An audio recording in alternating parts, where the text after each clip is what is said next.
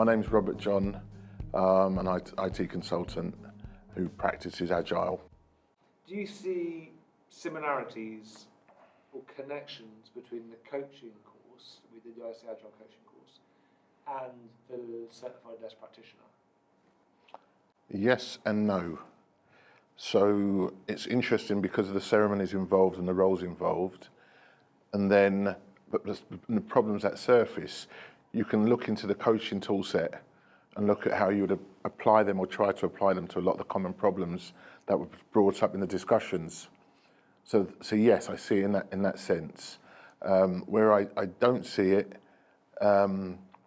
is more engaged in an organisational level from a more senior space, and that might be just based on my personal experience of not trying to be part of, or not being engaged in agile transformation, interacting with senior management. Would you recommend the Nurse Practitioner course to people? Yes, I would, because I think there's a misconception that it's about scaling a framework, and it sits with SAFe in the world of scaling, but it's actually about doing less or using less to actually achieve more. And there's a big piece about reducing wastage, and I think that gets lost when people talk about scaling in general. And obviously, well, not even obviously, there's a clear relationship between Scrum and less because of the ceremonies within it and the terminology and the role. So it's sort of almost like progression. What was your favourite part of the course? My favourite is systems thinking. And I think academically, I learned systems thinking a long time ago. And it was something you reintroduced to me during the coaching certification, which we've expanded on here. So it was so the two courses do actually come together because you expand on that concept in this course, but it's something that is not applied often, or it's something that hasn't been discussed in my journey from a Scrum Master to a certified Scrum professional. And then now the systems thinking is another powerful tool that can add to that, which we've explored and expanded on in this course. Do you think that, given the cultures that you're aware of, that kind of agile or things like less are are they more or less applicable or useful in different cultures? I think they are applicable in any culture, but what I think we often miss in the agile world is understanding culture and have a deeper dive into what that actually means, and a lot of the uncomfortable conversations within that space to then find issues around adoption or usage, and then finding solutions to make it easier to use the framework. So I think that's the delta, and that is also the massive opportunity. Often people apportion blame, from when you outsource into certain parts of the world, a lot of things fail and people apportion blame.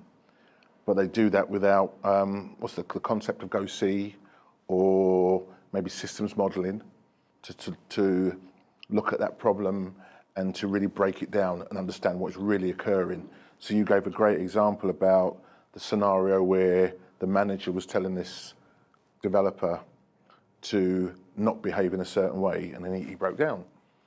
I think when you go into depth of analysing culture, you may have an understanding of these sort of behaviours being prominent without that happening, and then having some tact around how to manage that. If you could add or remove anything from less as you understand it, what would be the thing you added or removed? Very difficult question. I think it would be an easier question to answer when I was applying it. But because I haven't applied it, it's difficult to answer. Yeah, it's tough. Every year, have a less confidence trainer get together. There's always a conversation. What can we take away? There's always somebody suggesting to add something, and they always say, what can we take away? And I think this is the problem with less is continued validity. I think is whether its ability to adapt, ironically, I think is kind of limited. So I'm interested. I think you're right. It's the application that makes a difference. And I think it also is determined based on context. because in some scenarios, as it stands today, it may work very well, but in another context, it may not, and it might be based on other factors which are outside the realm of less. So I think going back to the question you mentioned, I think there's a bit, I think, like I said, missing Agile in general is around culture and application in different types of settings. I think the great thing that you did show in the course was different types of project or different type of organizational structures, and then how less is applied in those different scenarios. And I think that goes some way to doing that. But I think, as I've always said on the other course and this course, for me, the concept, there's some core problems around, I think psychological safety is so important, but I don't think it has a big enough showcase in any of the Agile frameworks, because sometimes that is the core. You get that right and everything else happens, and you take that away and everything falls apart, and it just becomes theories.